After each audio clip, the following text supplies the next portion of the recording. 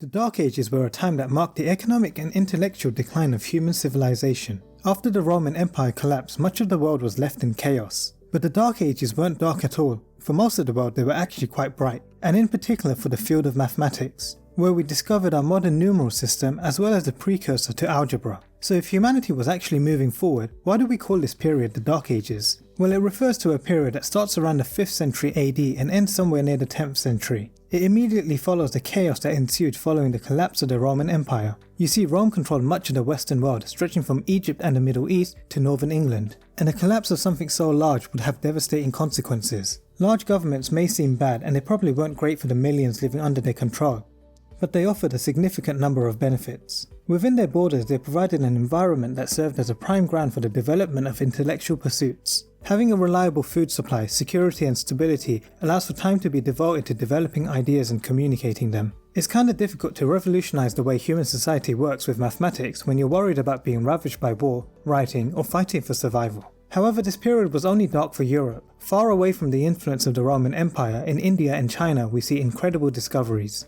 And it was during this period the Arab world emerged, which would become a powerhouse of mathematical and scientific expansion for many centuries. By far the most consequential discovery was the invention of the Hindu-Arabic numeral system, which was developed in India and started around the 1st to 4th century AD. This was further refined and spread throughout the continent until it was eventually adopted by the Western world around the 12th century. It's quite an interesting journey, so be sure to hit the notification bell to find out when that video comes out. During the Dark Ages we see critical figures such as Brahmagupta, who developed the techniques for computing with zero, as well as making advancements in geometry amongst other major discoveries.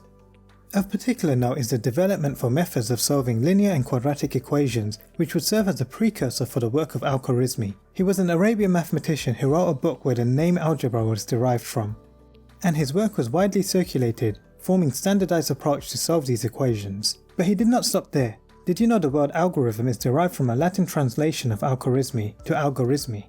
So while the Western world was left in the dark, we see discoveries in the East that gave algebra, algorithms, and even our modern system of numbers. And if these advancements weren't made, the foundations for the explosive growth we would see in mathematics to come would not have been possible. The history of mathematics is indeed complex.